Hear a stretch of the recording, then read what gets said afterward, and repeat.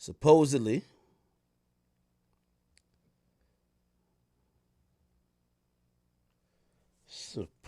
where is it?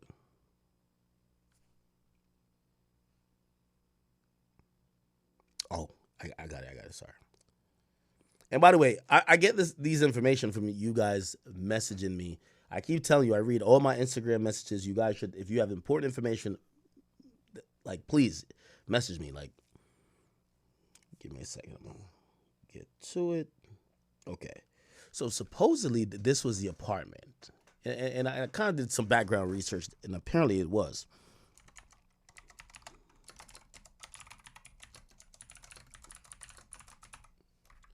Apparently this was okay, and apparently, yes, here it is, chat. Apparently this was where she was staying at. Don't ask me how niggas pulled this up. If y'all remember this kitchen, we'll showcase the kitchen that's in her Instagram stories. But it looks pretty accurate. By the way, the rent gone up. Remember, Diddy was paying $10,000. They have now listed this again for rent, but it is now for rent for $12,000. Okay, let me go down a little bit. Yeah, it's now listed as of 9/21. So Jane Doe is kicked out. 50. You got to move her back in. I'm sorry. 50. You my mans, but you got to move her back in. It was listed for rent at 8/22, which means probably Diddy sometime during, or after the trial gave notice like, I'm not keep paying this rent. She probably couldn't pay it. By the way, the listing was removed. Remember, it was listed for 10 grand. It matches up with the time, chat. 2023, she gets there. That's the love contract. It was, the listing was removed a month later. And by the way, let's go to, what's her name? Daphne Joy, right? Daphne Joy. You've seen her in a different place now, right? Is it the same place? I don't know. Maybe it is. Maybe it's before she moved out. But if we scroll down, I don't know if we'll find that kitchen. But I remember her being in that kitchen. Let's see if we can find it, chat. Let's see if we can find it. Y'all remember the kitchen, all right? I know y'all remember that kitchen. Because it was one of the posts we looked at. Yeah, she might have removed all the pictures from it. But I remember her in that kitchen. That's a fact. I know y'all remember it too, because we showed it on stream. So maybe she... Okay. That's from that house. So Diddy got her up the fuck on out of there. You know what I mean? Oh, here it is. Here's the kitchen, chat. Look, it looks the same to me, right? Look. Bang. By the way, I don't even want to shout out your name. I do want to shout out your name to give you credit, but I don't want to dox you. But this is why I told you, man, ain't nothing bigger than the chat. We got the best supporters in the world. Look at the kitchen right here. This shit up on Zillow. Got her the fuck on out of there. Got her out of there, chat. It's listed for 12 bands now. Got her out of there, chat. Got her out of there. It's over. It's over. No more fine dining. Back to ramen noodles. It's over. It's over. I told you. Mr. Take That wasn't going to take this type of flippery. So, yeah, she out of there. This was the kitchen. You see it on her story. You see, look, this is when she just moved in, a couple months after, December 1st. She's showing off the place. Cooking for you.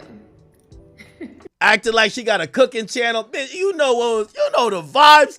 Oh, man, you ain't cooking nothing. All you was doing ingesting sausages. Stop playing. Act like she a chef. Come on, stop playing. Okay, so this one. Talking about she taste testing this shit. 50, you got to take her back. 50, we love you, but you got to take her back. You got to take her back, Fifth. Fifth, you got to take her back, Fifth. Fifth, you got to take her back, Crody. We love you, but you got to take her back. Diddy done kicked her out the spot. She's out of there. She's out of there, chat. She's out. Diddy got her the fuck out of there. Yeah, all them pictures. Yeah, let's look through the house a little bit more. Yeah. And it's accurate. The $10,000 a month of rent, it was listed for $10,000 back then. I don't know how this person found this shit. This is crazy. Damn, this shit empty as a motherfucker now. Nah, Diddy, you did your big one on this. This shit empty as hell. Nah, Diddy, yo, this shit look like that episode of Fresh Prince when Will Smith pops up and there ain't nobody there. It's just empty. No furniture, no nothing. Oh, hell nah. I can't even lie. He did his big one on this one.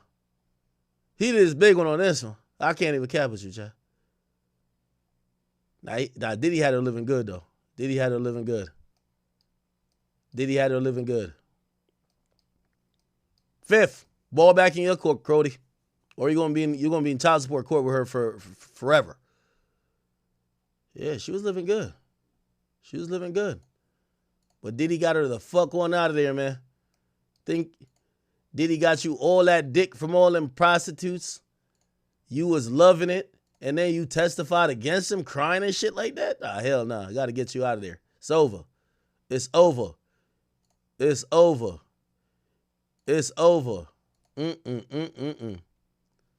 Hold on, I'm trying to find some identifying marks and shit like that.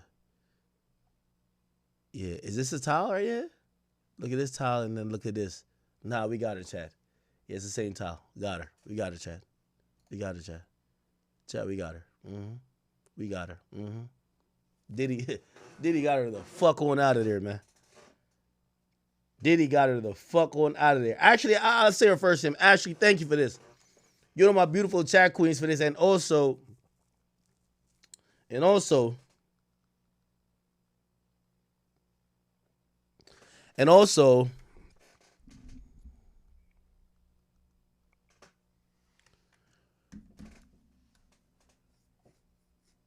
oh, I forgot what I was saying. Anyway, yeah, he really got her out of there. God damn. There's another. Yeah. Oh, here's another picture of the spot. Yeah, that's it. If we look at the aerial view, we'll see.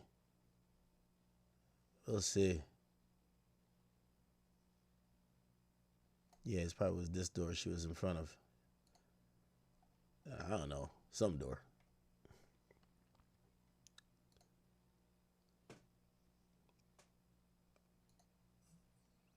Treacherous, man. Got her out of there. Expeditiously. Boy, Diddy's a cold work, man.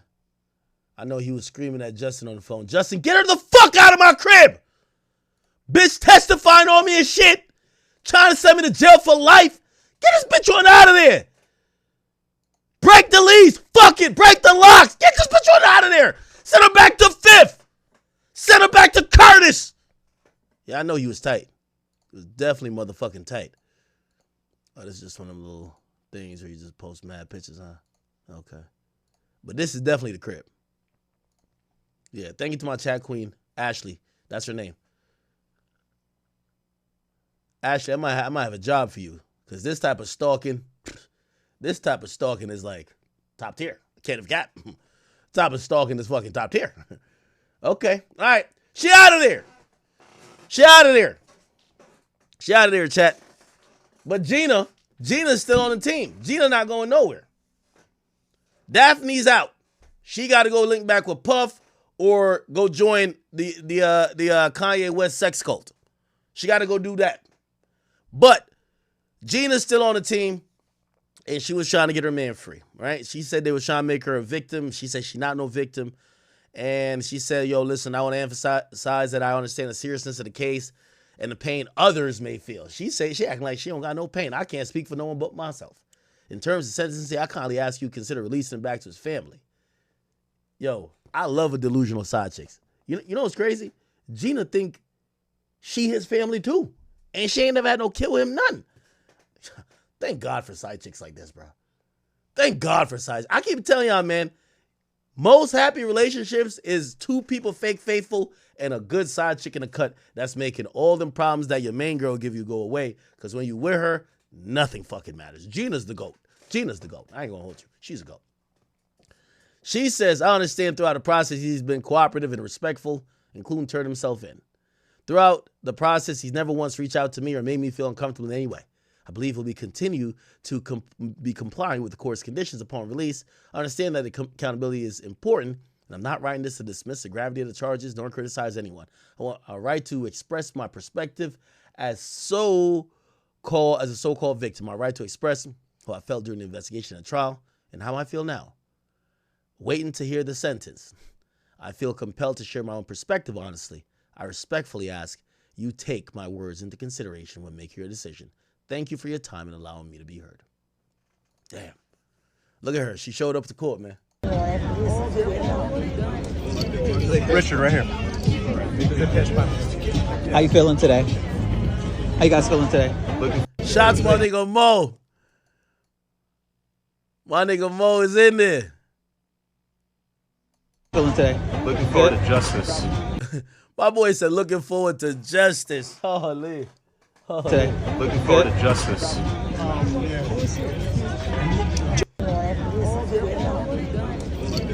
Richard, right here.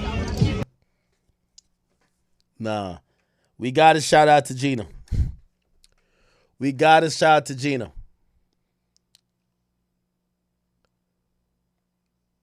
Yeah. Okay. Anyway.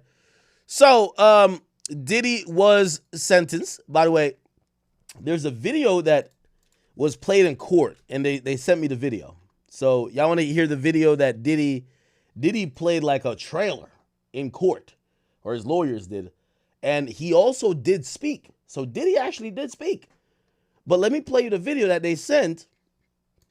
Let me see. I'm going to play the video. Let me see.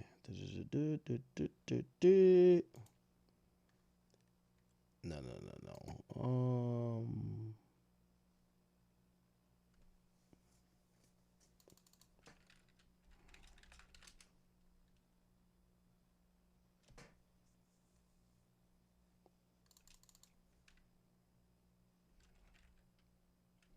Okay, here we go.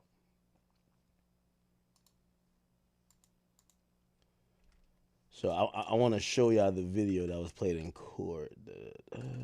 Give me 1 second. Don't ask me how I get these videos, man. We just bully the scene, man. I stole that shit, nigga. Facts. I gotta add that to the soundboard. Okay. Okay, here we go.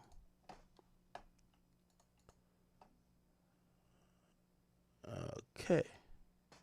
Bingo.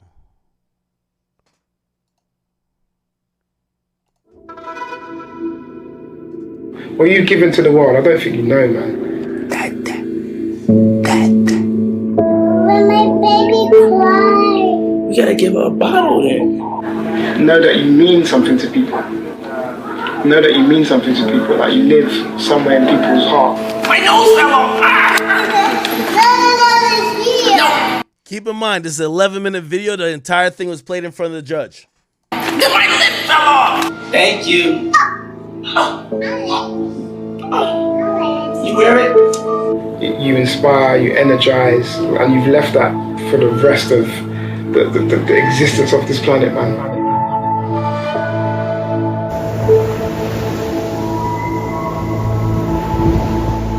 Wow, we never seen this. One thing about great producers is they make you want to do better and be better about what you do. And he made me feel like I could do anything and go anywhere. I'm from New York. I love New York. I love the city of New York. I love the children of New York. I wanted to do something good. I wanted to get my generation in the hip-hop community behind us. They come through in a big way. And we wanted to raise some money for the children of New York City for health and education. We have a huge education crisis. And, you know, this is just a start. It's something we're going to be committed to. I'm going to be committed to for a lifetime. And it's no better way than taking it to the streets. It's a beautiful city running all around. The city's going to be painful. It's going to be rough. Whatever happened to this nigga? His name didn't come up one time. Let me try out this drop. Embarrassing. Oh, no, that's a different drop. Stole that shit. That's what I do, nigga. Fuck, nigga, I stole that shit. Okay, I got the drop. Good. But you know, if we get through it, then it'll show kids and everybody else that, you know, finish what you started and you can do anything you put your mind to. Any of y'all go to public school? Yes. Okay, y'all running to raise money for your schools. So y'all get more books and computers and stuff like that.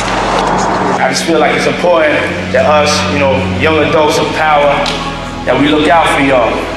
And we utilize our power to make sure y'all all right in the future. Put everything you can into your work, you know. Don't think the cool thing is not to do your work. Don't think the cool thing is to hang on the corner with your friends and to talk about stuff that ain't gonna protect your future. What did you learn about him as a man who was taking up a new sport? Well, you know, I was actually very impressed. You know, a lot of people think it's just a celebrity stunt, that he isn't serious about his running. He is as serious about his running, has been the last 9 weeks, as a lot of these guys in the lead pack. I mean, he's really devoted and dedicated himself to running. You know, he's had some knee problems, and a lot of people don't think he's going to finish. He is going to finish, even if he has to do it on one leg, because he's raised a lot of money for kids' charities, and he's not going to let all those people down. Okay, his team cooked up a video. Let's go. Where we going? We going straight to the top, baby. Let's go is a constant reminder. Let's go. Boom. Live in the present. Sometimes, you know, you daydreaming. Sometimes, you know, Uncle Diddy got to hit you with let's go. Clap it up on the sideline. Let's get our energy right. Come on. To make sure that you pursuing your dream, that you staying focused. Let's go. Let's keep going forward. Let's go means let's be positive. Let's take it up another notch. Let's go spend time with our kids. Let's go. Let's give thanks to God. Let's go. You know, let's turn it up. Let's get in the vocal booth. Let's stop procrastinating. Let's go. You know, let's understand what it's going to take to achieve that dream. So instead of talking about the guns or the violence, I was always talking about a better life. Places we didn't go before. Things we never wore. Cars we never drove. Houses we never lived. By the way, you could tell he was trying his best to try to appeal to this judge and like tug at his heartstrings and like his, you know, like, yo, I'm a human too. Yeah, I paid for some bitches to get fucked or some niggas to do the fucking, but am I that bad of a person? I've been locked up already a year. Like, come on. Like, Then I think I brought an aspiration to hip-hop. Tried to take it out of just being street. Our whole stuff was a fantasy and a dream that I always felt would come true.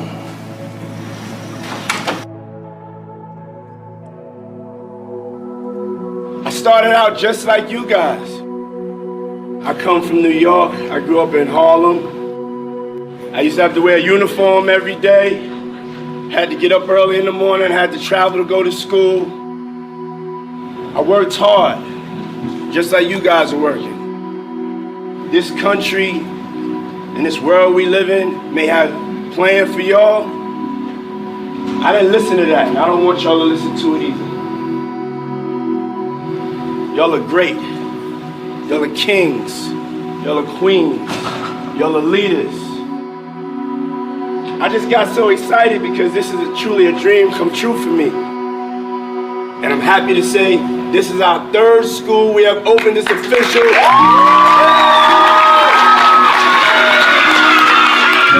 When we come together as a people, nothing can stop us.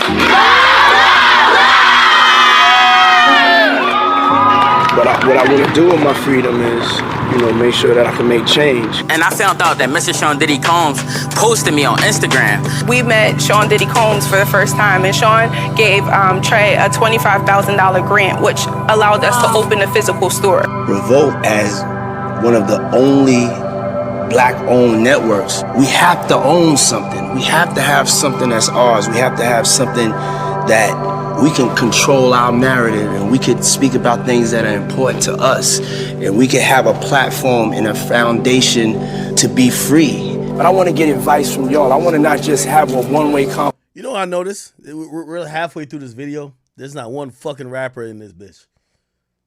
I wonder how Diddy going. Yo, you know when Diddy get free, all these niggas gonna be on his dick, right?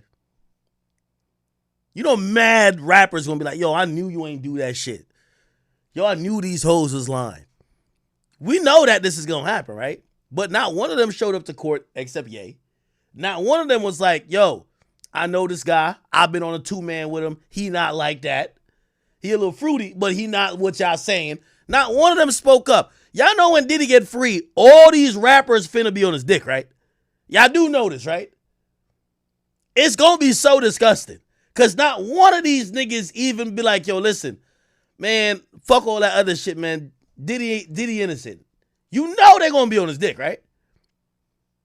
Conversation. We need a platform where they can put artists that are different, really different, that wouldn't get a shot on other stations. Working for Revolt TV and working for Diddy was absolutely life-changing. It was the best job I've ever had. I learned excellence through him. Yo, is this a no jumper interview? I don't see enough things truly changing. And I don't understand how we are the richest, most powerful country in the world, and it seems like we can't solve the problems within our own community. In there. Wow, but I ain't gonna lie, chat. I'm watching. They sent me this video. They told me it was played in court. I didn't watch it before now, and I ain't gonna lie. 8 minutes in, it's kind of tugging at my heartstrings a little bit. I gotta keep it a bean. I'm human. I'm like, yeah, Diddy's not that bad. Like, he's done good things too. It makes you reflect on, oh, there's other sides of him. Because I think what this trial did, it made us feel like there's one side of him. Just this uncontrollable freak that had an insatiable appetite for sex or sexual experiences. And when you look at anybody like that, you're like, oh, you're like disgusting. You're like this, like demonic, like you're ill. Like you're this pervert who needs to just be like put away. But when you see all the other things, like, yo, this guy's legit doing great stuff for his community and giving back and trying to help other people. And people are saying, yo, this guy helped me. And you watch him in his family life, you're like, oh, yeah, he's still a freak. He's still like some of these things that we think, but like there's many different sides to him. I'm surprised he actually reflected or used the Kim Porter death thing. Being my father just... Nah, Diddy is a real nigga though. Cause me, I got a strict principle. If you ain't come out of my ball sack, I can't fuck with you like that. Diddy be loving Quincy like that's his real child. Like he love this Quincy nigga. If you don't know, Quincy, I believe, is Albie Shore's son. But like Diddy don't even act like, nah, you the stepson type shit. Like he's like, that's my son. And I think Quincy loves him the same. Thank you for inspiring. Thank you. I love you. Thank you for loving us. Thank you for loving me. I think Quincy calls him dad, right? Church.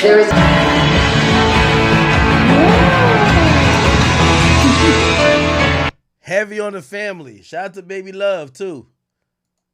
Baby Love got them little Dirk eyes. I ain't gonna cap with you. I ain't gonna cap. Hey, I gotta say, man, it's heavy on the family, heavy on the giving back. And I ain't gonna lie, I think this is an impactful video. I don't know who cooked it up for him, I gotta be honest. It's kind of, it will be working on me.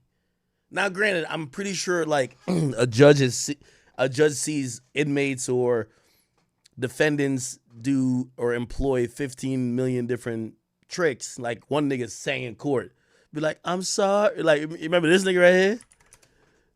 Be like, you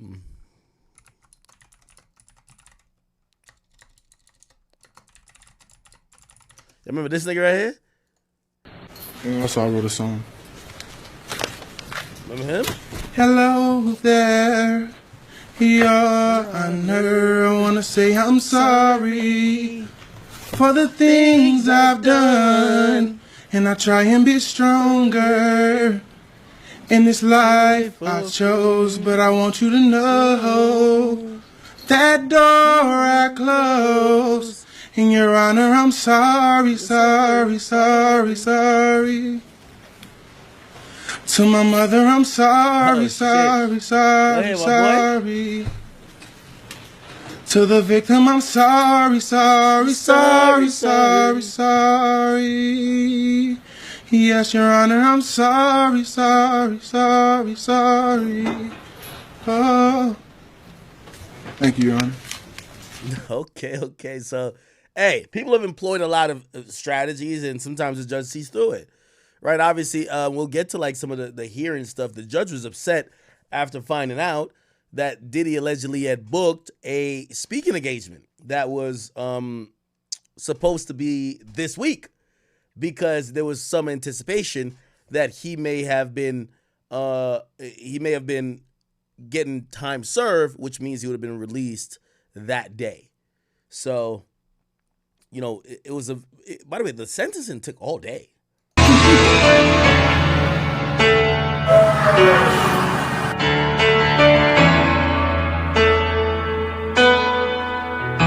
had to pick which trophy I want the best person trophy. Because I know in order for me to get into heaven, I'm not going to get in there, well, come on in heaven, you had 20 hit records.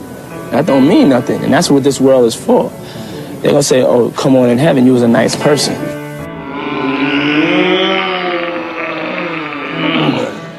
I love you. I love you so much. I love you so much. I love you so much. Hi, Daddy. Wait, that's the baby that talked?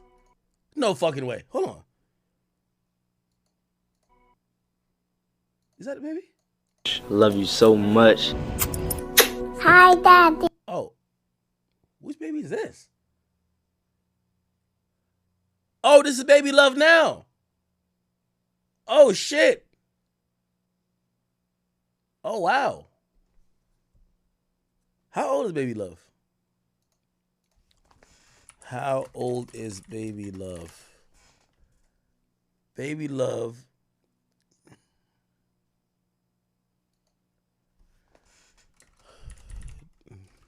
How old is Diddy's Baby Love? Yeah, here we go. The fuck? Oh, it's 3 years old. Okay. How old is Christian Rock's son? Does she be talking? Does Christian Rock's son kid be talking here? Oh, so this one is a little baby. Oh. Hey, I think they did a good job on this. They did a good job on this. I'm not gonna cap with you. I'd be moved, but of course, I don't sit through hundreds of sentencing situations where like you realize everybody has their tactics, and you got to be able to say, yeah, that's cool that you could sing or you made a video, but nigga, you're a fucking pervert. You're going to jail for a long time. What's this? Okay, here we are, Matthew Russell Lee, Inner City Press, here at the Southern District of New York Courthouse. It's today, October 6th, 2025. Now, Friday, we covered... No. We got to go back to Friday. This is Friday. Okay, here we are, Matthew Russell Lee, Inner City Press. We're midway through, one hopes, the Okay, now we got to go to the beginning of that. Okay, here we are, Matthew Russell Lee, Inner City Press, here at the Southern District of New York Courthouse. Today, Friday, October 3rd, it's D-Day. Sean Diddy Combs the sentencing will begin today. Hopefully it will finish today. Turns out that at least 4 of his lawyers want to speak, and the judge hasn't said no.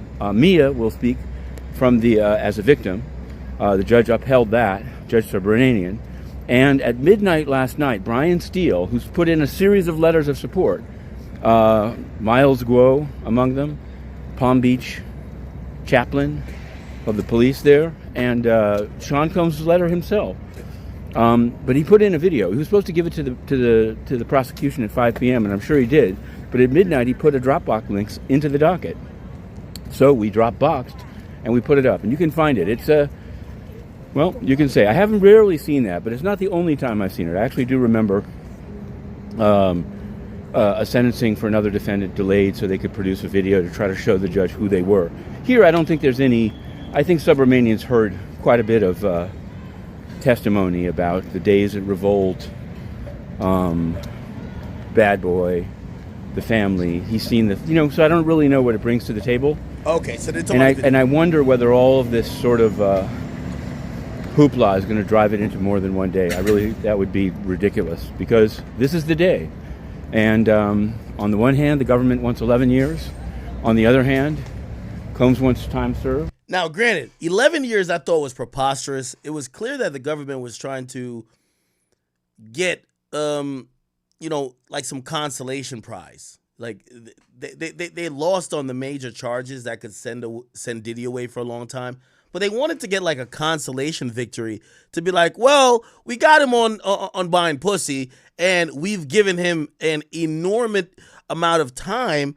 And I think they were going to try to peddle that as a victory to say, well, it's not that we're happy that he's going to get, let's say he got 11 years for buying pussy.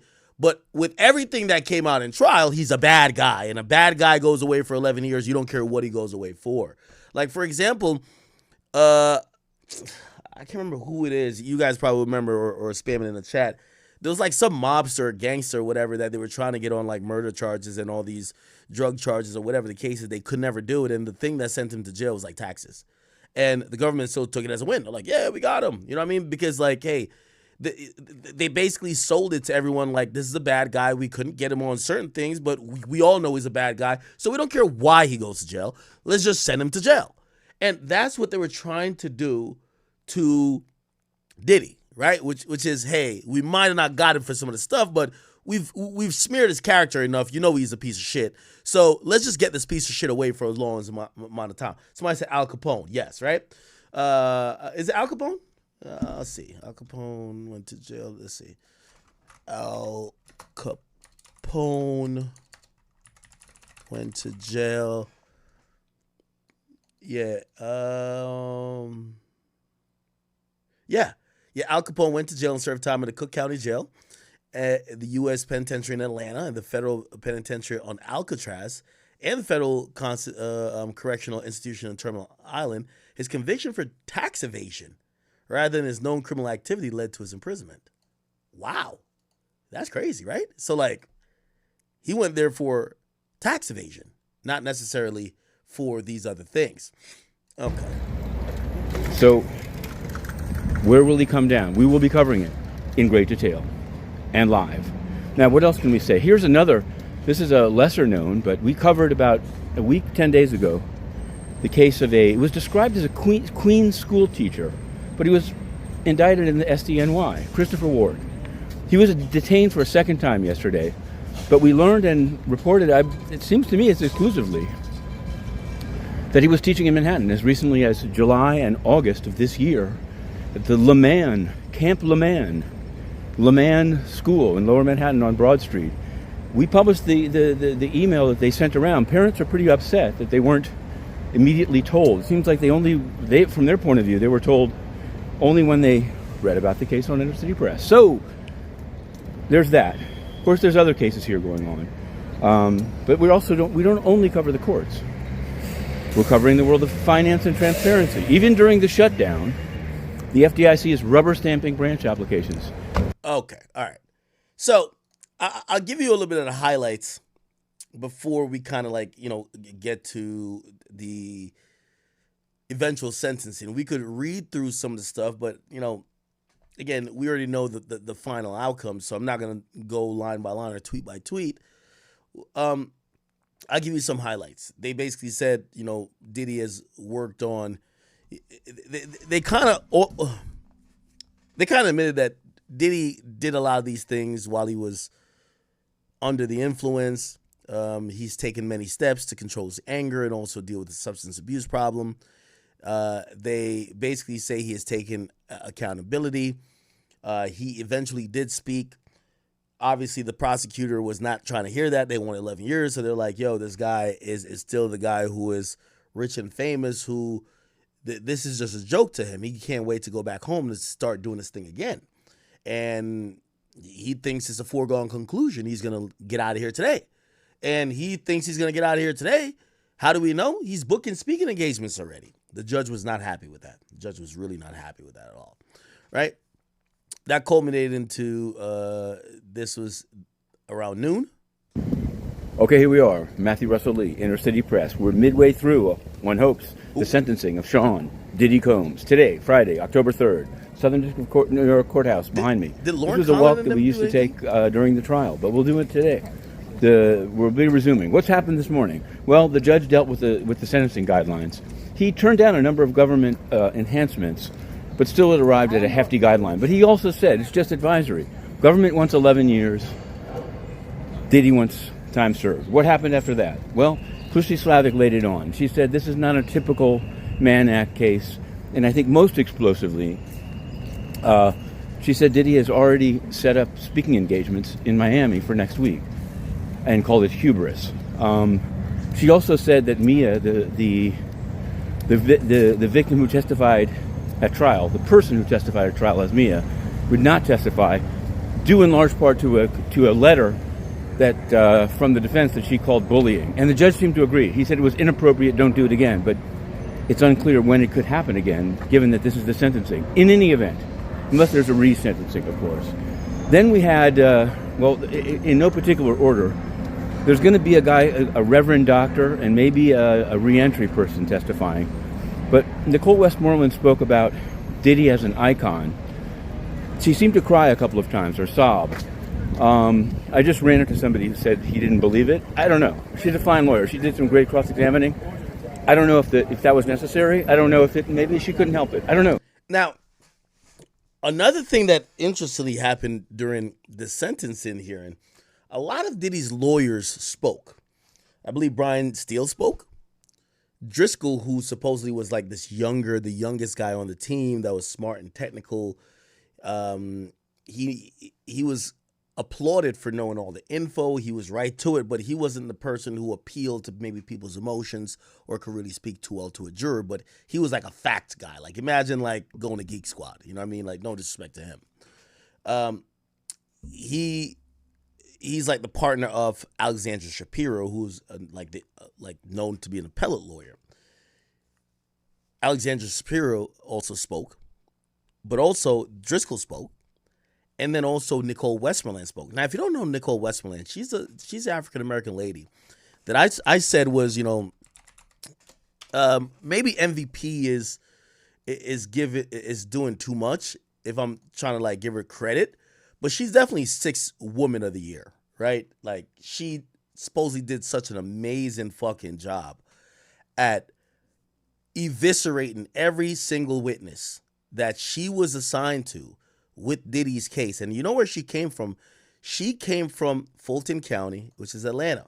She was seen there. By the way, she's also a sexual assault survivor. And I can't, I think, her team was open to doing an interview with me, so maybe we get that done eventually. But I can't do anything but give her so much credit for being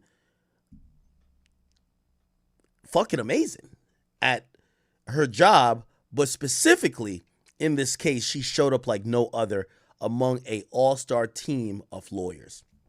And she spoke at his sentencing, and she cried. She shed tears.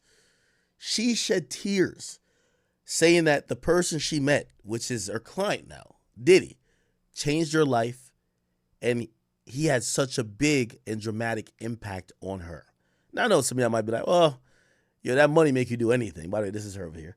That money make you do anything. But she's a African-American woman who is defending an African-American man, and she's saying, hey, listen, this guy has made a tremendous impact even on my life. Not only because he hired me, but just him as a person. And that's what Matthew Russell is talking about. Of times, or sob. I just ran into somebody who said he didn't believe it. I don't know. She's a fine lawyer. She did some great cross-examining.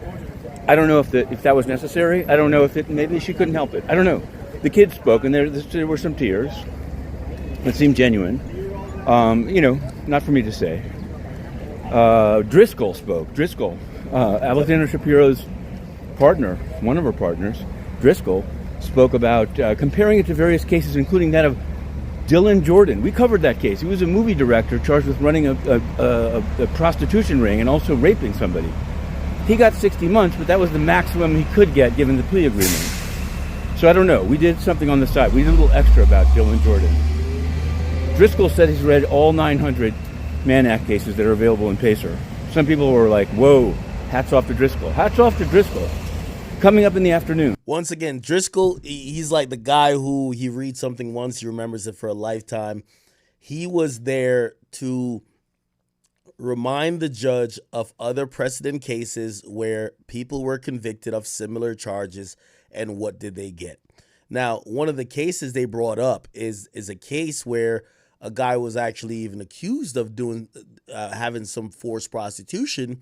And not only prostitution, but forced prostitution, because the victim in that case was a minor. And that person got 14 months. Now here's a problem, which obviously I think that's where the prosecutor is going to come in and bring it up, and the judge is going to consider like, okay, the law is supposed to be applied, evenly and fairly, but in that case, it's not that they're trying to be racist or biased because it's Diddy. In that case, that person took a plea, and when you take a plea and not go to trial, we all know you get easier or favorable terms that the judge will most likely agree with. Diddy took it to trial. And though he won on the sex trafficking and RICO, he lost on prostitution. So they're not going to give you, or I know they're saying, well, the guy got 14 months. Did he damn near spend 14 months? Just let him go on time served. But, and they're trying to like emphasize, well, the other case has a minor. There's no minors on Diddy's case. However, Diddy did take this to trial. And what came out in trial is a lot of allegations. And one of the surprising things was, not sure if you guys knew, but I didn't even know. The judge in his sentencing, he could take into account everything he heard in trial.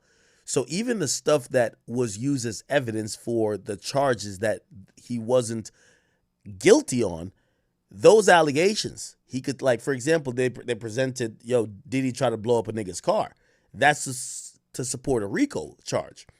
He was found innocent of RICO. However, they could take that, or the judge could take that into consideration, say, if I let this guy back out on the street, he might be violent. He might be trying to blow people's cars up again. Which to me, I think it's kind of fucked up. But apparently, judges could take whatever they want into consideration. Sentencing is very subjective. It's based on really what the judge feels like, unless there's just like these hard set mandatories, minimums, or whatever the case is. Brian Steele, Xavier Donaldson, Combs himself, and then it could happen. It could happen today. There was some talk of it going into Monday. It's going to be close, but I can't see how 3 speakers, well, it depends how the Reverend Doctor. The reentry guy, I don't know if it's necessary. It'd really be up to Judge Subramanian if he wants to get it done today. And of course, the sentence itself is totally up to Judge Subramanian. We're halfway through, and we're live tweeting. And this now is the scene. I'll show it from afar because it's going to be, getting through it is going to be something else. We've got cameras on one side of the street. We've got a crowd in front of the building. We've got a CBS car here. But we'll end it right here. We're heading back in. Inner City Press. We continue. Okay. So yeah, the judge eventually agrees that Diddy should be sentenced to 50 months, which, by the way, the judge, I was thinking it was going to be in a 3-year marker, and some people thought that it was going to be between 15 and 21 months, but the judge actually declined that. The judge actually thought that there was cause for upward departure from what, Diddy's lawyers were arguing as the guidelines, and actually said, no, he actually thinks more than 3 years would be appropriate, or that's the guideline he's going to look at. And he went 1 year above that. He went to 4 years, 2 months. Okay. I'll play this last thing. I know I've been playing videos a bunch, and then I'll get into what the sentence means. And, we'll get into what Diddy said on the stand. So Diddy did say some stuff. By the way, let me pull Lauren Conlin in here because she was there in court, and check this out. Hi everyone, it's Lauren Conlin, and I am outside of the federal courthouse for Diddy's sentencing. It's totally chaotic here. The courtroom is just overflowing. All of his family is here. There's a few family friends, all of his kids. Gina is here. I did not mention that on my shorter video for LA Magazine, but I'm going to mention it here. And we're on a lunch break, so I'm going pretty quickly. But the day started off with Judge Subramanian basically going through each side's objections to the pre-sentencing report. He, I'm not going into crazy detail, but he essentially just overruled all of them, except he did say that acquitted conduct would be taken into consideration for sentencing, which is the violence.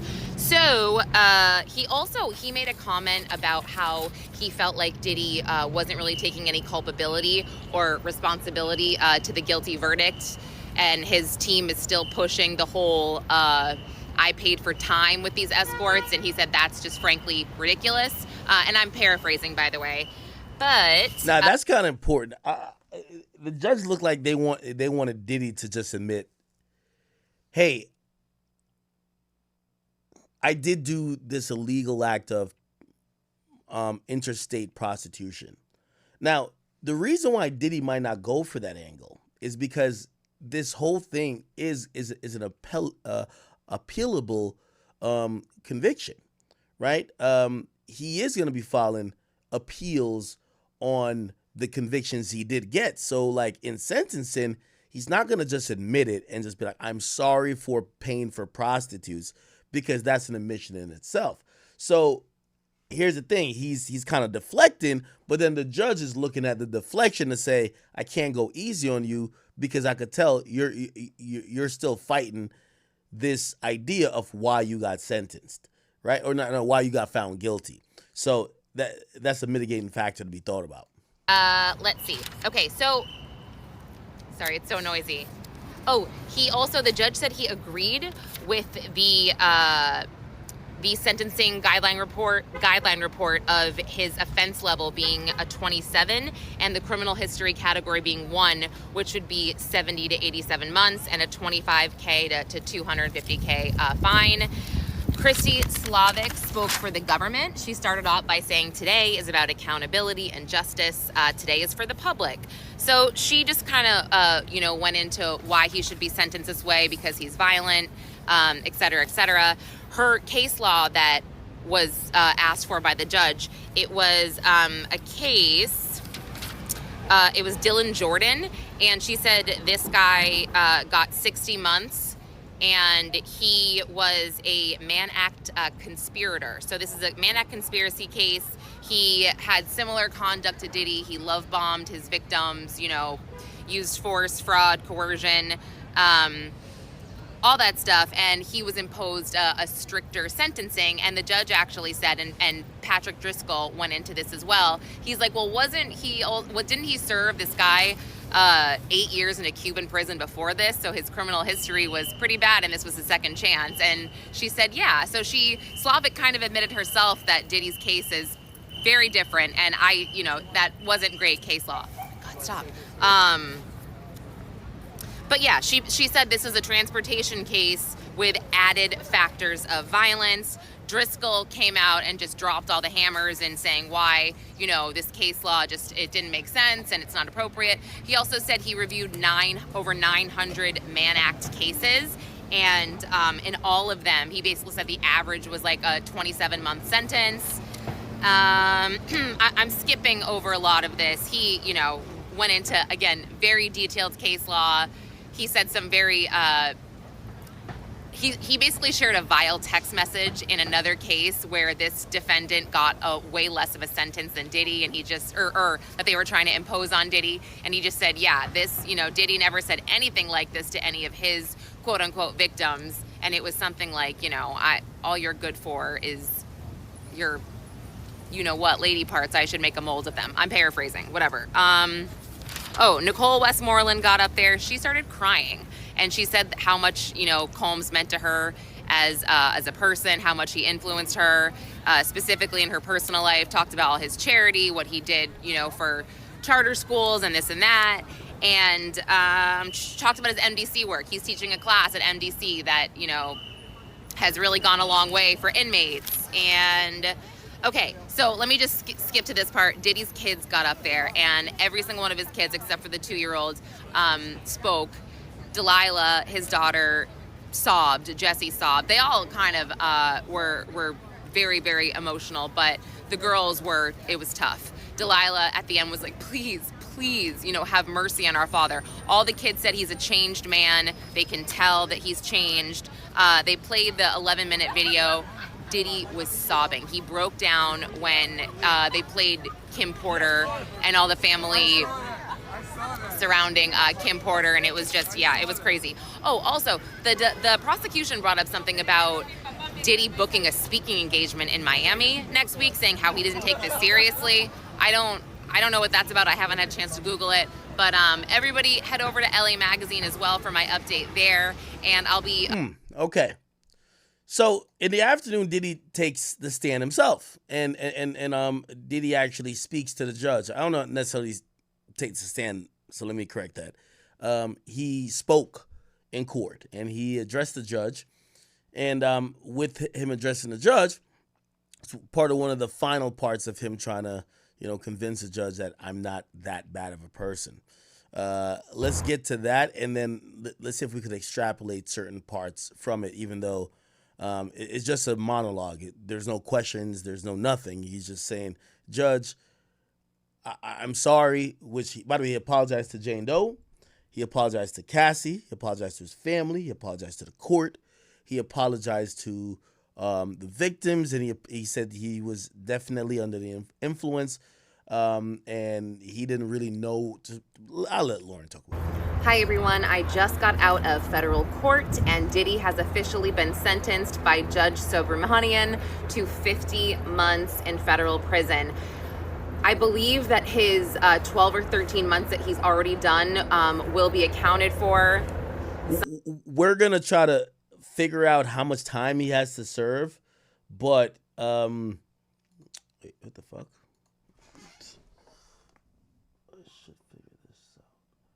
We're gonna figure out how much time he has to serve, y'all. But from what we kind of know, is this thing gonna turn on or no? Okay. From what we kind of know, he's gonna get credit for time served, and then there's a few programs that might help him out. So we're gonna figure out when we actually reasonably think he's gonna come home. But let's play this first. Sometimes you can serve only 85% of your sentence based on good behavior. But man, I heard Judge Subramanian say the words, I need to impose a significant sentence 2 or 3 times when he was giving his speech. And I was just thinking, oh my gosh, what the hell is this sentence going to be? But let me get back to that really quick. Okay, so when we got back from lunch, Brian Steele was speaking, and I'll just go through this quickly because I really want to get to what Diddy said and what the judge said. So Brian Steele spoke, and then Xavier Donaldson spoke, and then a reverend spoke. Let me see. The reverend is that what was that name? TD Jake or whatever that guy's name is.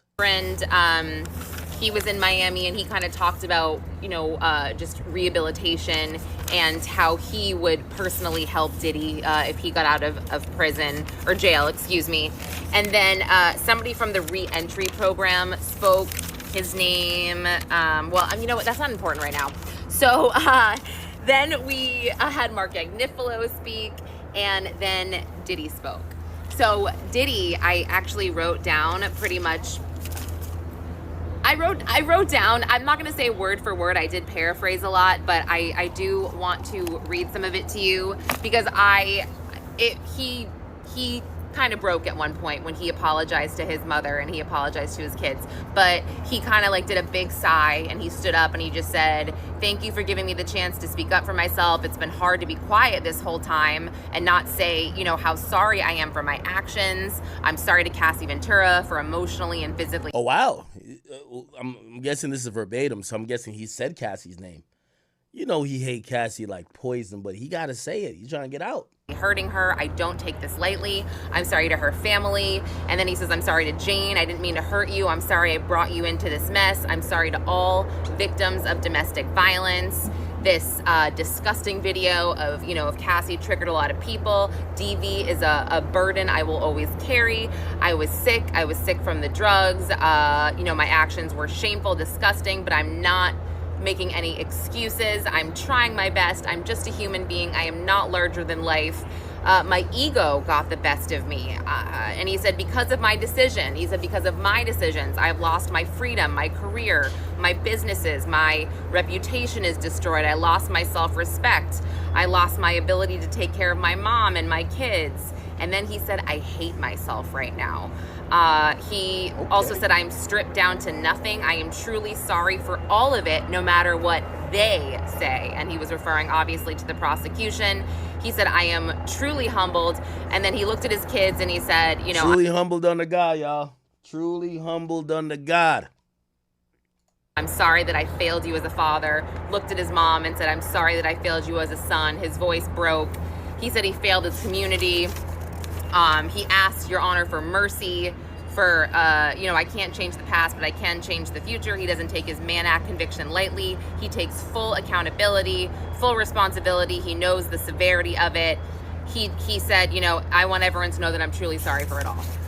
So then we took 5 minutes and the judge came back and just said, I want to make sure you know that you are being sentenced on the conviction of the Mann Act, not RICO or trafficking. However, the statute of the defendant's sentence should consider characteristics of the defendant, the violence. So then he, went into all the things that impressed him about Combs, his MDC work, he lifted communities worldwide. His entrepreneurship is iconic. He said, the court knows you have problems with addiction and it may have exacerbated this, blah, blah, blah.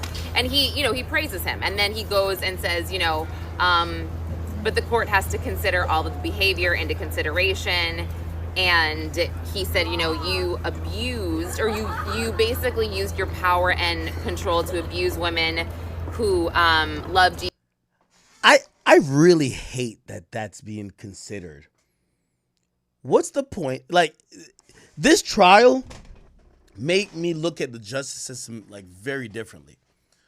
You go to, it's basically saying we ain't catch you on the murder, but you did steal the candy in the store. So since we ain't catch you on the murder, but we did hear that you were toting a gun every time and yeah, whatever. And maybe you did this and you robbed this person, even though you're not charged for those things. For you stealing the candy, we're going to give you 20 years. Huh? Like, this is like a makeup call. I kind of hate it. What's the point of having these charges? You should just be like, this is a morality test. If you're a bad person, we're just going to send you away. You just need to go away. Because he beat the most serious charges that the evidence that is being brought up at his sentence is being brought up again. So it's like, oh, yeah, I beat a girl up, but that was to support that I was sex trafficking these women by force. But it was deemed that I wasn't sex trafficking them by force. So how are you sentencing me for something that I wasn't even charged with? Now, one thing I said about Judge Subramanian from the get-go, he's a give and take judge, chat. He's a person who, I think he wanted to satisfy both parties so bad. So even in a loss, and I think most people in the legal community and the law enforcement community would consider this a loss for the prosecutors. He wants them to feel like they got a victory. And what I mean by a give and take judge, he's like, okay, all right, well, you're not guilty of these things that would make me have to give you 20 years. But also I got to give them something because if I let you out on time served, it looked like blah, blah, blah. So take 4 years. He's a give and take, right? Like he's really trying to appease everybody. And even in loss, he's trying to appease the people who were trying to put Diddy in jail for life. Like that's the only thing I could think about. You and you psychologically and physically abuse them to get your way. The evidence of abuse in this case was massive.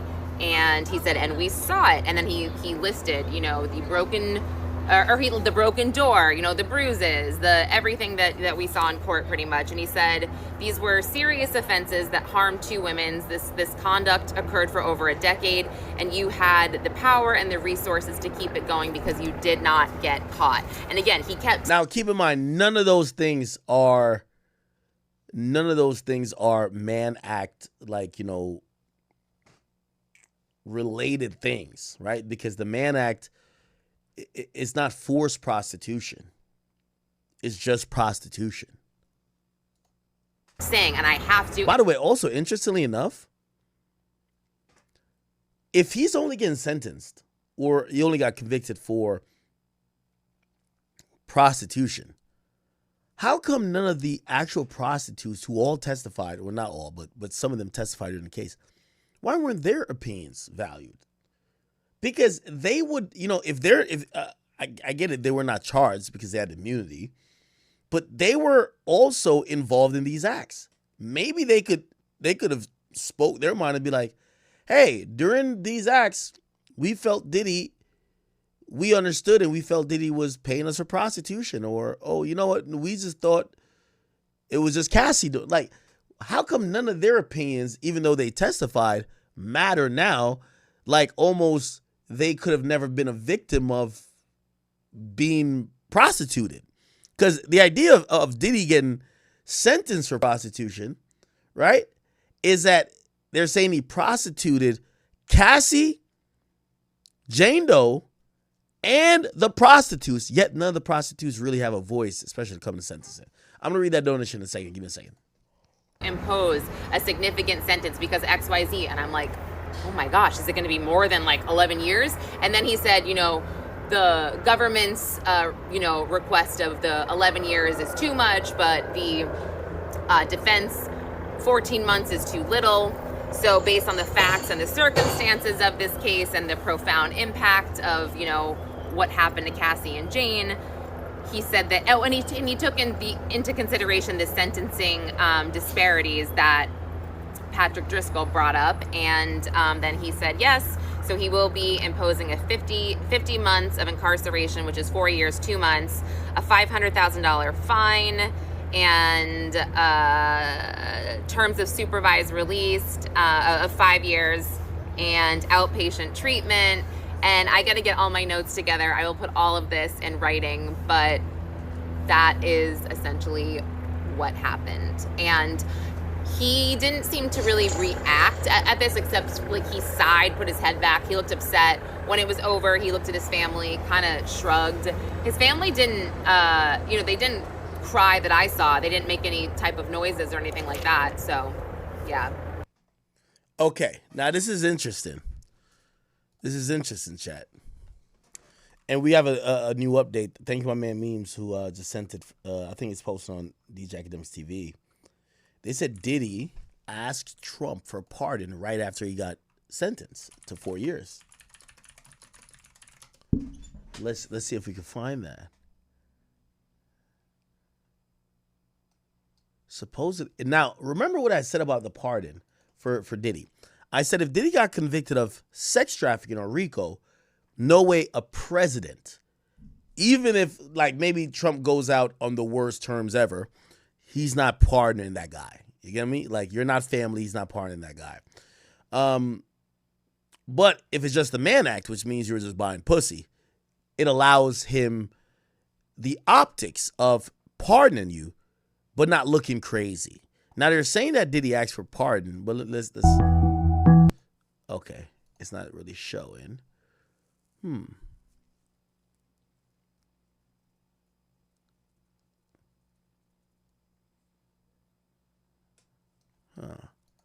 Supposedly was, let me see, it should be today.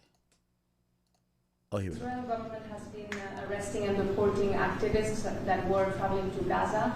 Today, Greta Thunberg, for instance, also some... Well, she's just a troublemaker, I mean, she's no longer into the environment, now she's into this. She's a troublemaker. She has an anger management problem. I think she should see a doctor.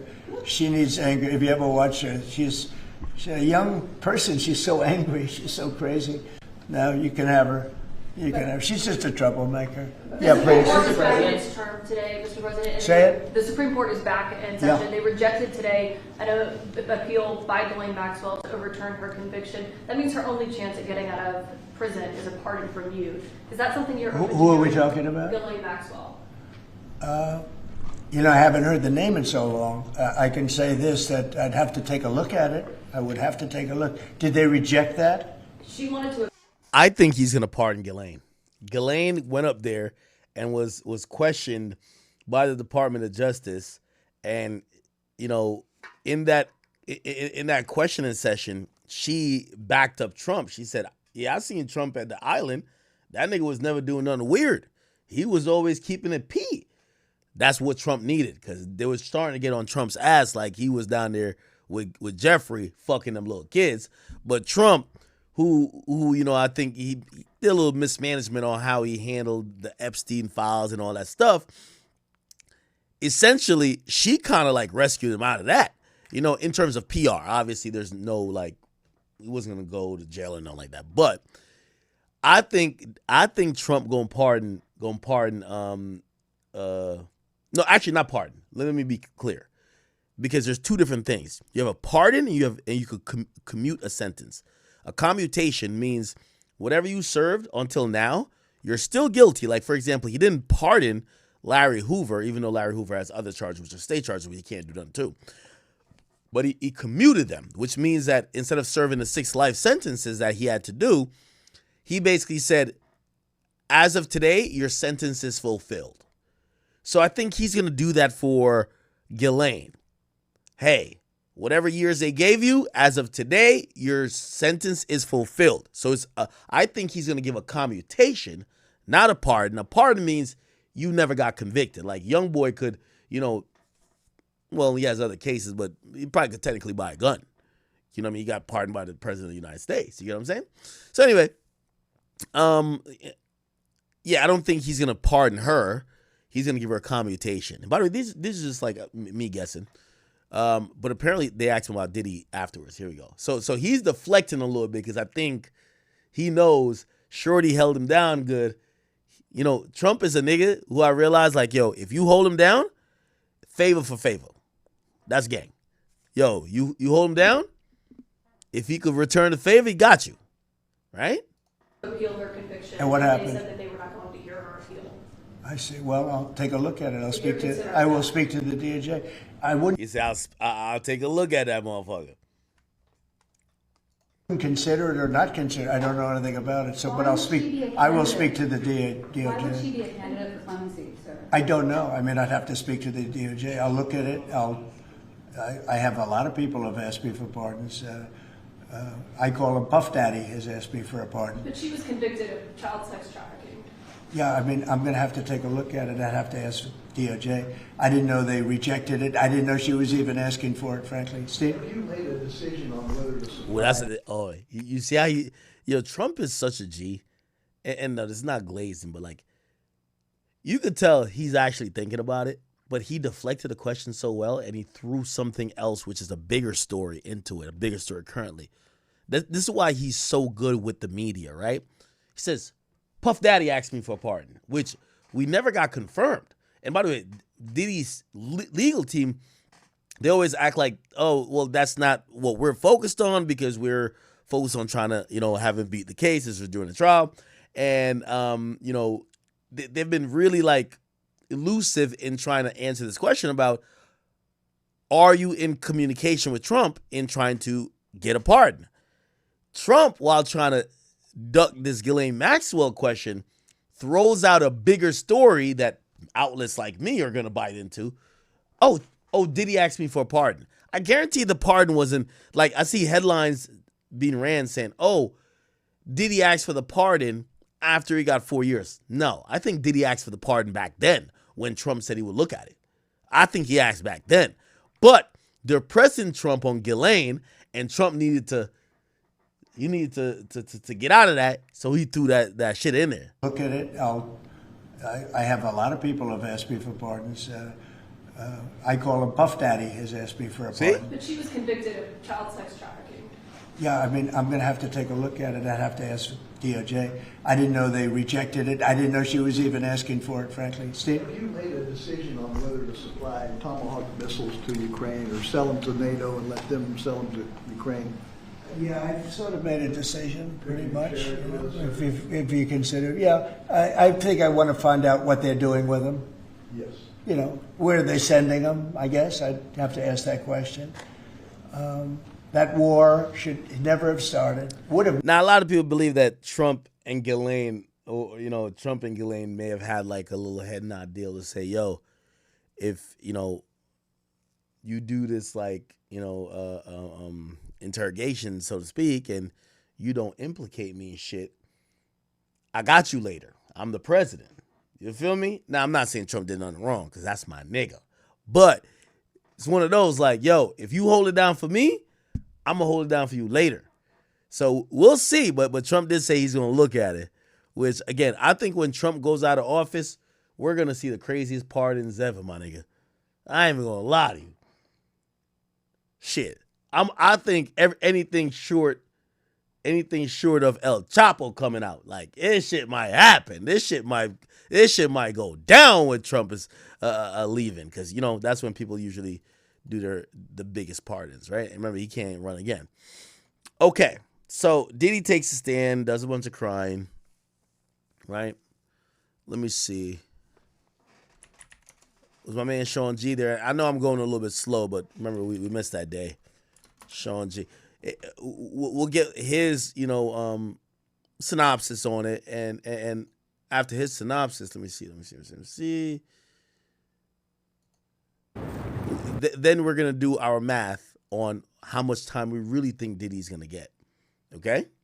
And then we'll move on to some other topics. Mr. Sentencing, it's going down tomorrow. This is my life. Oh no, okay. Oh, he didn't go live?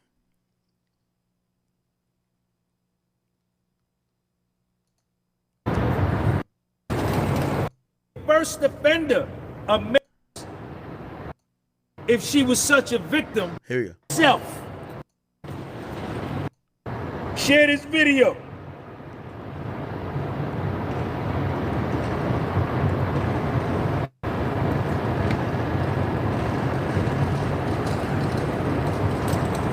By the way, while we're waiting, I meant to put this on after the Trump video.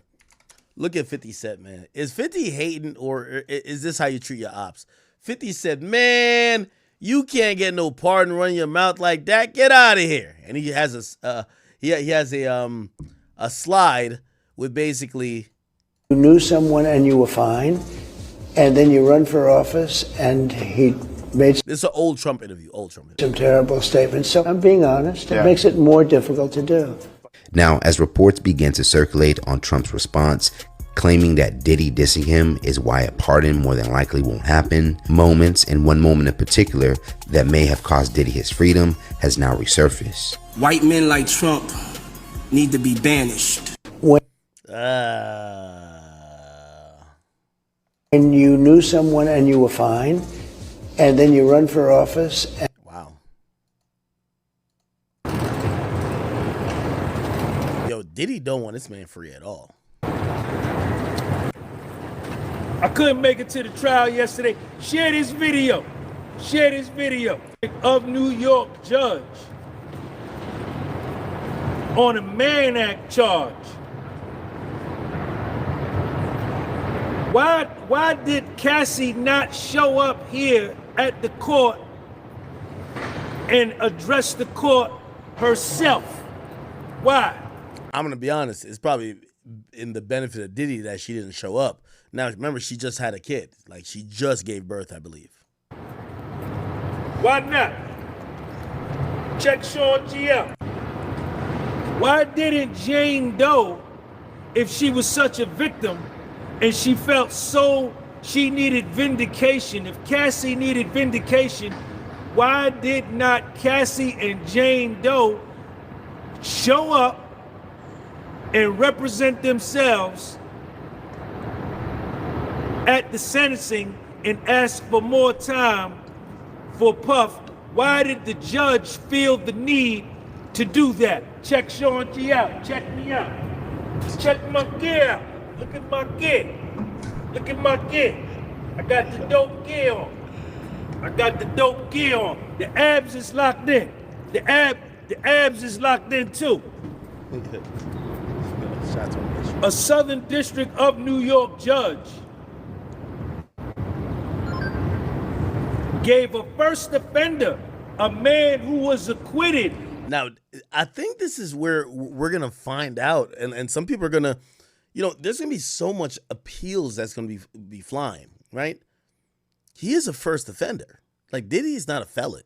Diddy doesn't have sex charges. Diddy doesn't have a domestic violence conviction. Diddy has no convictions.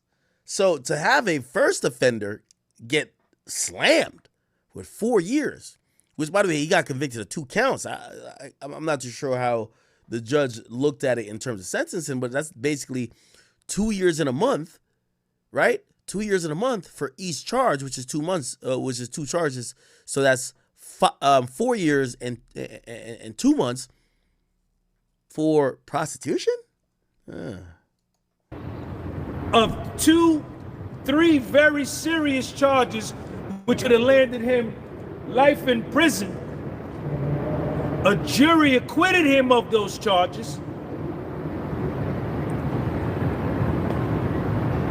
And he was left with 2 charges, Mann Act charges or prostitution, which are considered misdemeanors in state cases.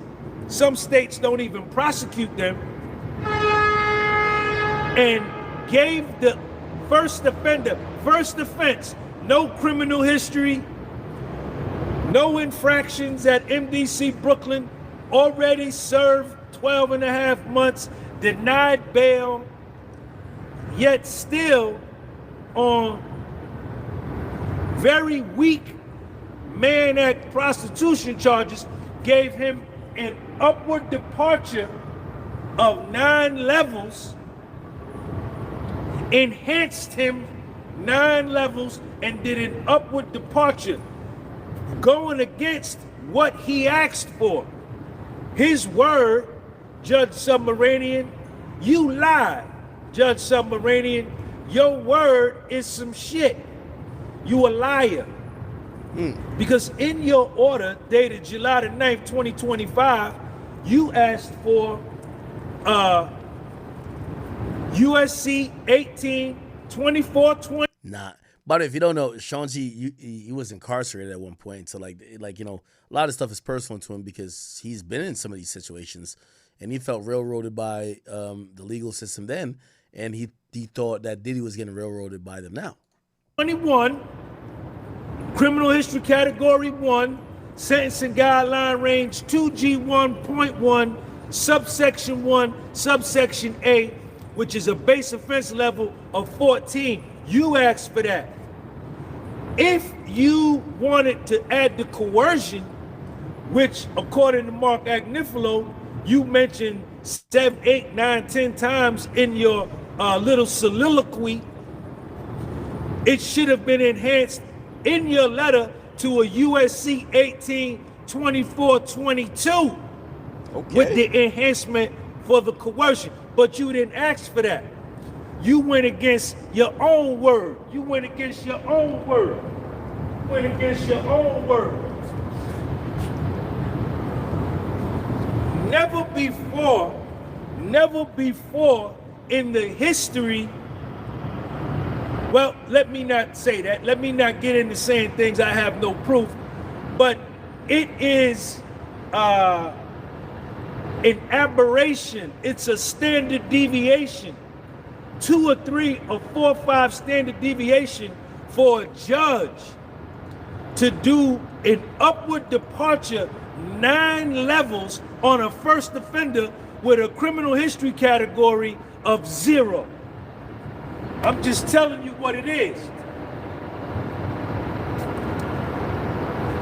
And I got the transcript. I got the transcript at the crib. I ain't read it yet. I have another business. Okay. All right. Shout out to Sean G. I just want to give him some love real quick. I didn't want to show.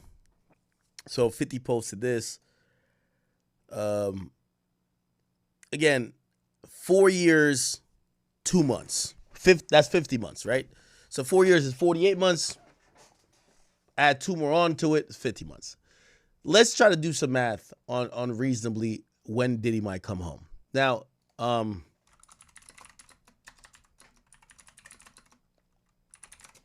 so Diddy was locked up on September 16th, 2024.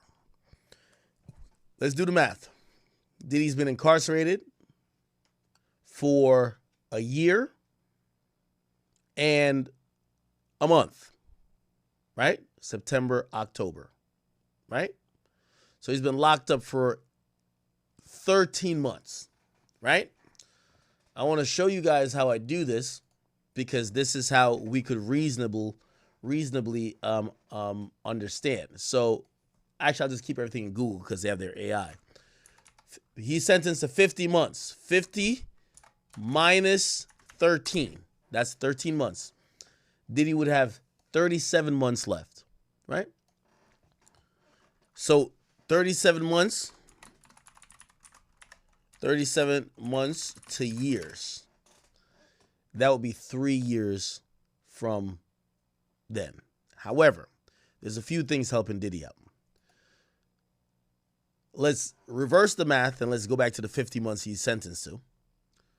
The 50 months he's sentenced to, before we even get to time served, is going to be offsetted by what's called good behavior. Diddy ain't up in jail doing all the bullshit. He's not trying to fight people. He's not trying to do this. He ain't trying to blah, blah, blah. The federal guidelines allow for 15% off of your sentence for that. So let's do this. Calculator. Okay, we got one here. So 50 months times 0.85. That's going to be 42 and a half. We're going to call it 43 for the sake of conversation. So even though he was sentenced to 50 months, if he was going to serve all of it and given good behavior time, he would serve 42.5, or let's just call it 43 months. Okay? So let's use the new number, 43. 43. Now, there's two things that are operating that might help him out. And we're going to Google it. There's, number one, the First Step Act. Don't know if you guys know what that is. Which president signed the First Step Act? Which, by the way, oh my God, signed the Constitution, no. First Step Act. And this is not an endorsement of, Donald J. Trump, but Trump is the person who did it. Now, what is the First Step Act? So the First Step Act, and we get an overview here. This is the Federal Bureau of Prisons. He signed into law in 2018, which basically it wanted to improve criminal justice outcomes and reduce the size of federal prisons, right? So this matters for federal crimes, federal prison. Diddy happens to have a federal crime and is in federal prison. So it requires the Attorney General to develop a risk and needs an assessment system to be used by BOP to assess the recidivism risk and criminogenic needs of all federal prisoners. Okay, now this is going to be like long-winded, but to kind of make it a little bit succinct, it gives federal inmates up to 45 or 54 days of good time credit for every year of their imposed sentence. Okay, so essentially, and by the way, there is some requirements here. Some of the requirements, and by the way, I think the First Step Act was meant for people who were incarcerated federally for crimes that had to do with, maybe some sales of drugs, but you were like, you're the first time you ever got locked up for such a crime. You're not like a drug kingpin, right? And it wanted to, it says eligible inmates can earn time towards their pre-release custody. Offense that makes inmates ineligible to earn time are generally categorized as violent. Does Diddy have violent allegations? Yes. But violent convictions? No. Involving terrorism, espionage? No. Human trafficking? Sex and sexual exploitation. Now, this is where they're probably going to argue this. It might go to appeal. They're going to try to probably argue that Diddy's Mann Act violation, even though that's sex, that's in the sex realm, that it's not necessarily, it shouldn't be not considered. But I'm going to be honest with you, I think they're not going to consider Diddy for the First Step Act. So again, also it excludes offenses as a repeat felon in possession of a firearm, blah, blah. So basically, if this wasn't a sex charge, Diddy would be like shoo-in for this. I don't think this is going to help him out. But just to let you know, 54 days of every year that was sentenced, let's see how that would play out if we were supposed to think about it. 54, remember, it's every year. Each year, so Diddy has 4 years. So it would be 4 times 54, right? That's 220. Do I got my math right? I think I do. 4 times 54 is 220. And then there's 2 months, so we get some time off of that too. So like 220, let's call it 235. 235. So Diddy would have gotten 235 days off for the First Step Act. He's not a felon. He's whatever. This is the first time these things are happening. He would have gotten time off based on the First Step Act. However, because his conviction does involve some sex stuff, I don't believe he will, because the First Step Act bar people who involved in human trafficking. Diddy wasn't accused of human trafficking or sex trafficking, but there was sex. I think they would consider the Mann Act sex exploitation, honestly. So already, remember, so good time, we got a calculator here, 43. If the First Step Act was supposed to work, we would have minused another 12. So it would like about 12 months, because it would be 250. Actually, we could say like maybe 11 or 10 months. But even then, even 10 off of this is good, right? So it would have been down to 33. Now, what is going to help Diddy, because I don't think this will help him, but if it did help him, let's say we're nice. We're going to add this 10 back. We're going to add it back because I don't think he's going to qualify for this because of the nature of the charges. But let's act like he's getting everything his way. Minus 10. So he would have to serve 33. Keep in mind, he's done 13. So we're going to minus the 13 off of it too. So we got 33 months to serve. Remember, good behavior and First Step Act. But there's another thing that would help Diddy out. What would help Diddy out is called the RDAP program, right? Now, what the RDAP program is in federal prison early release is that it says there's different categories of it, right? So if you're serving between 31 to 36 months, you get 9 month reduction if you do the program. And by the way, how it works is that they have to determine that you had a drug problem. The eligibility is to qualify for the reduction, an inmate must have a verifiable substance abuse problem. I think that's easy to prove for Diddy. Like Diddy literally was taking 15 drugs, not only to fuck the bitches, but to do his thing. So like he's definitely going to qualify.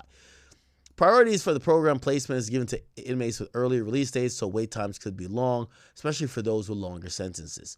It's open to nonviolent offenders and participation is voluntary. This is a program that's definitely going to be in Diddy's wheelhouse. This is what Diddy needs to come home earlier. So what would it help him with? So the sentence length determines a reduction. So Diddy was given 50 months. So we don't even have to think about these, right? So if you're only given 30 months or less, you can only get 6 months off. If you're given between 31 and 36 months, you can only get 9 months off. But when you're given over 37 months, which Diddy was given 50, you could get up to 12 months. So if Diddy goes to this program and he, does this drug program, the RDAP program, we have to minus 12 months, okay? So it says inmates serving over 37 months or more could receive the whole 12-month reduction. So let's go back to the calculator. Remember, 43 is good time. So he got sentenced to 50. 43 is good time. We gave him the 10 for the First Step Act, but I don't think he's going to qualify. But we're acting like he qualifies. Remember, we said we're going to add it back at the end.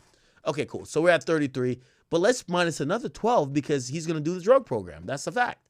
Minus 12 leaves him at 21, right? With the 21, he already served 13. Minus 13. 8 months. Which means two months in prison, 6 months in a halfway house. Usually a halfway house around 6 months or so, they'll start transitioning you back to regular society. They'll put you in a halfway house, which is basically like jail camp, right? Now, so what would be left is the 8 months to serve. Now, I don't think he's going to qualify for the First Step Act that Donald J. Trump signed into law would help him with it because the Mann Act is still a sex charge. It's still a charge involving sex. So we're going to have to put it back there. So 8 plus 10 is going to be 18. Okay?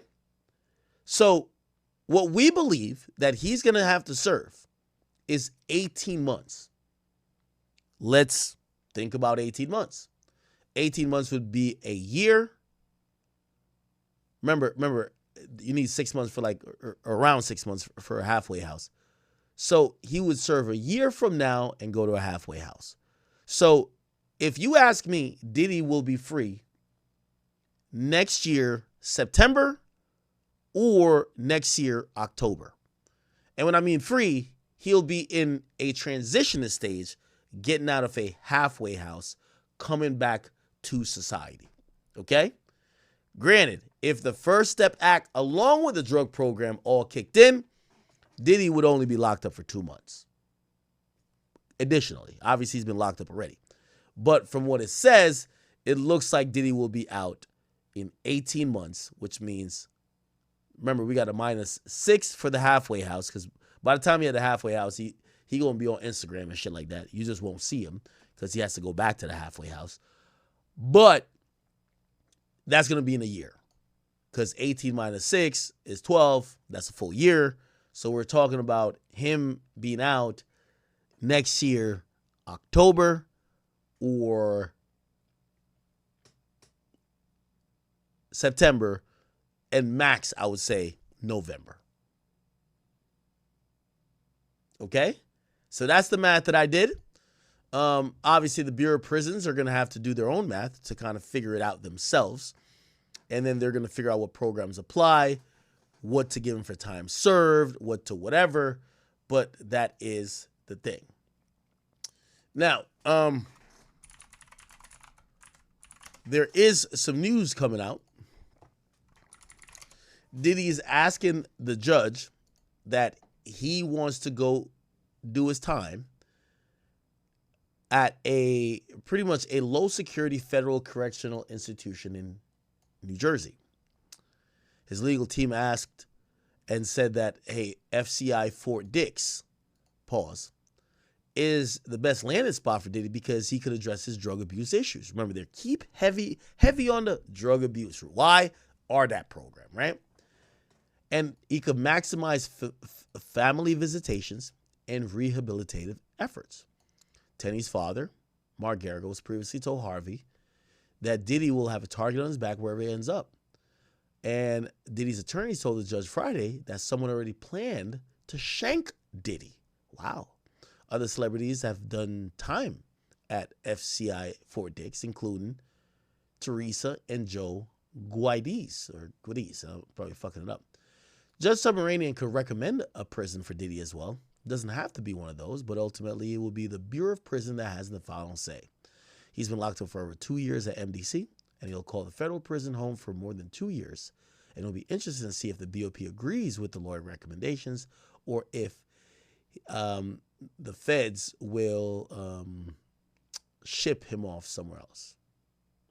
By the way, we checked. Herbal oil and prayer oil are available, but there's no baby oil at Fort Dix Commissary. Hilarious.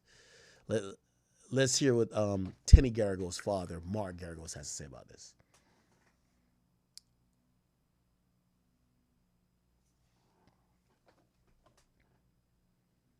Here we are.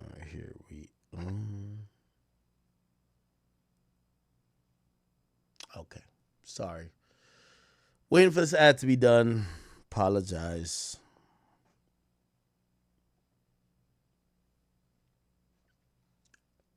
I see y'all in here. Okay, here we go. Are you concerned that Sean Diddy Combs could be sexually assaulted, violently assaulted? Is that a thing? Because based on what was said in court, it feels like a thing. Yeah, it clearly is a thing. I mean, they're already, and he did not want to make a big deal of it. They already tried to shank it once at the MDC, and that was thwarted. And it happens in prison. I mean, you and I could tick off how many times we are aware of somebody getting seriously injured or killed in prison. And so they're going to have to keep him somewhere that they can keep an eye on him. It would have obviously been better if he had gotten less time and had been at a camp, but he's going to be in a facility where somebody's going to have to, from the the BOP, and I think they're well equipped to do it if they can, to keep an eye on him because he is a target. So let's say he is sent to a minimum security prison. Is he out of the woods when it comes to that kind of assault? If you're going, you and I talked about Ghislaine Maxwell, who went from the one place in Florida, which was a higher level, not a camp, and she was transferred after she did the interview with the couple-day interview. She was transferred to what they call a camp in Texas, which I'm familiar with. I've had other clients in. So a camp is generally one of the better places to be. And the reason for that is because a camp is basically you get certain privileges. And if you step off of the line, so to speak, if you violate, if you do anything that is not according to Hoyle, they will immediately send you someplace a lot more onerous. So that's why I say, in the long-winded answer to your question, yes, you've got to get designated somebody. I know he wants to be New York adjacent. If I'm Sean right now, I'm going to be angling for someplace like Lompoc satellite camp or something along those lines. But that still doesn't answer. Is he out of the woods when it comes to being sexually or in any way assaulted by being in a minimum security prison? So Diddy's case or trial has finally started. They're picking out the jurors and stuff.